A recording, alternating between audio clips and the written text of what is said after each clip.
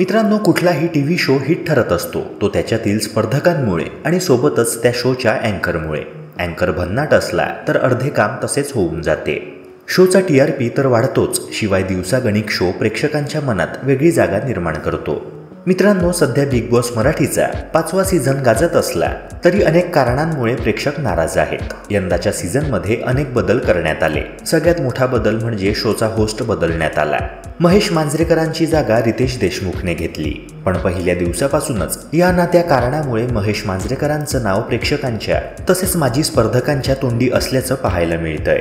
4 season मांजरेकरांनी show अक्षरशः गाजवला होता. हिंदीमध्ये सलमानने ह्या शोबाबत जी कामगिरी केली त्याच्याच तोडीस तोड मांजरेकरांनी शो होस्ट केला.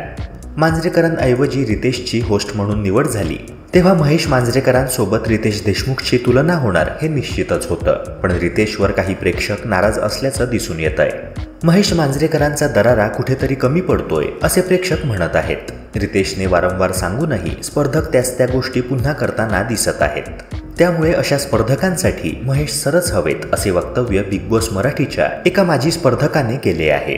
बिग बॉस मराठीच्या 3ऱ्या पर्वात सहभागी झालेल्या मिनल शहा हिनं बिग बॉसच्या 5व्या सीझनबद्दल एक मोठे वक्तव्य केले आहे. एका मुलाखती दरम्यान तिला विचारण्यात आलं की बिग बॉस मराठीच्या 5व्या सीझनमध्ये राडे सुरू आहेत. सध्या महेश मांजरेकर असते तर चित्र वेगळं दिसलं असतं काय?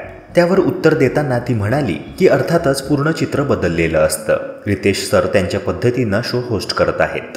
ते चांगलंच करत आहेत. शोसाठीही ते चांगलंच आहे. पण या शोसाठी असा होस्ट पाहिजे की जो बंडखोर स्पर्धकांना धडा शिकवेल, त्यांची शाळा घेईल. यासाठी महेश सर योग्य आहेत. महेश सरांनी माझा सीझन किंवा इतर सीझन होस्ट केले म्हणून मी असं म्हणत नाहीये की त्यांनाच घेतलं पाहिजे. पण अशा स्पर्धकांना सरळ करायचं असेल तर त्यांना महेश सरांसारखाच होस्ट हवा.